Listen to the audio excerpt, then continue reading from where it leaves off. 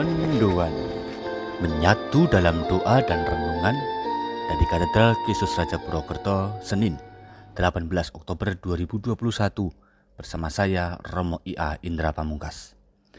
Saudari-saudara terkasih, selamat pagi, berkat dalam untuk kita semua.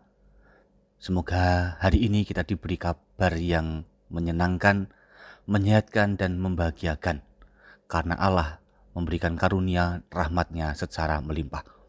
Untuk semakin menyadari dan merasakan berkat-berkat-Nya, mari kita awali hari ini dengan merenungkan sabda Allah dari Injil Lukas bab 10 ayat 1 sampai dengan 9. Dalam nama Bapa dan Putra dan Roh Kudus, amin. Tuhan bersamamu dan bersama rohmu. Inilah Injil suci menurut Lukas. Dimuliakanlah Tuhan. Pada suatu hari, Tuhan menunjuk 70 murid lalu mengutus mereka berdua-dua mendahuluinya ke setiap kota dan tempat yang hendak dikunjunginya.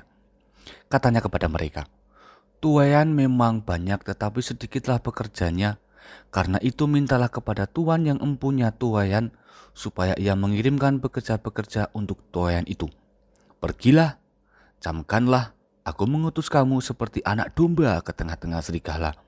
Janganlah membawa pundi-pundi atau bekal atau kasut, dan janganlah memberi salam kepada siapapun selama dalam perjalanan. Kalau kamu memasuki suatu rumah, katakanlah lebih dahulu, damai sejahtera bagi rumah ini. Dan jika di situ ada orang yang layak menerima damai sejahtera, maka salammu itu akan tinggal padanya. Namun jika tidak, salammu itu akan kembali kepadamu. Tinggallah dalam rumah itu, makan dan minumlah apa yang diberikan orang kepadamu, sebab seorang pekerja patut mendapat upahnya. Janganlah berpindah-pindah rumah. Jika kamu masuk ke dalam sebuah kota dan kamu diterima di situ, makanlah apa yang dihidangkannya kepadamu. Dan sembuhkanlah orang-orang sakit yang ada di situ, lalu katakanlah kepada mereka, kerajaan Allah sudah dekat padamu." Demikianlah sabda Tuhan. Terpujilah Kristus.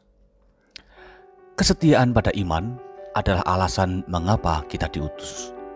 Saudari-saudara, kita semua yang telah dibaptis akan diutus Tuhan seperti anak domba ke tengah-tengah serigala. Tanpa perlengkapan, bekal, kasut maupun senjata, mana mungkin anak domba mampu bertahan di hadapan serigala?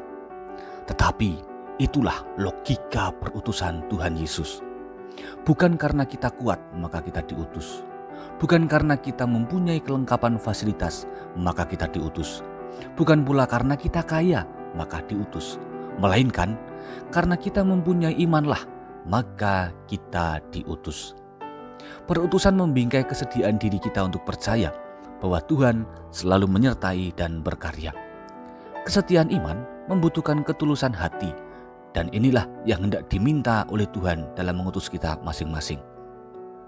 Logika perutusan dari Tuhan selalu bermuara pada refleksi, apakah aku sudah sungguh mengandalkan Tuhan sebagai satu-satunya jalan, kebenaran, dan hidup? Mengandalkan Tuhan dalam iman yang tulus mengajak kita untuk menemukan tanda kehadirannya. Maka kita itu diutus seperti anak domba, yang berarti selalu berada pada kesatuan kawanan, yang tidak lain kawanan itu adalah kesatuan gereja. Kalau perutusan itu terkesan menakutkan dan tidak masuk akal, janganlah berburu-buru berkomentar, aku tidak sanggup. Namun, sadari, semakin besar tanggung jawab perutusan kita, semakin besar pula lah penyertaan Tuhan sebagai andalan satu-satunya. Banyak saudara kita seiman yang siap membantu, sebab mereka semualah yang menjadi pengejawantahan kehadiran Tuhan. Saudari-saudara, mari kita emban tugas masing-masing secara tulus hati. Perlengkapan kita yang tidak akan pernah dirampok hanyalah iman. Maka mari kita teguhkan iman agar dapat menaklukkan segala macam tantangan dalam perutusan kita ini masing-masing. Tuhan memberkati. Kita berdoa. Tuhan Yesus andalan kami, perkenankanlah kami memiliki iman hanya kepadamu dalam perutusan sehari-hari. Kuatkan hati kami untuk selalu percaya, tegarkan raga kami untuk tetap maju, dan puaskan kami dengan pertolongan-Mu.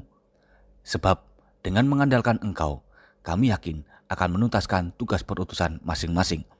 Dikaulah yang kami puji, andalkan dan muliakan sepanjang segala masa.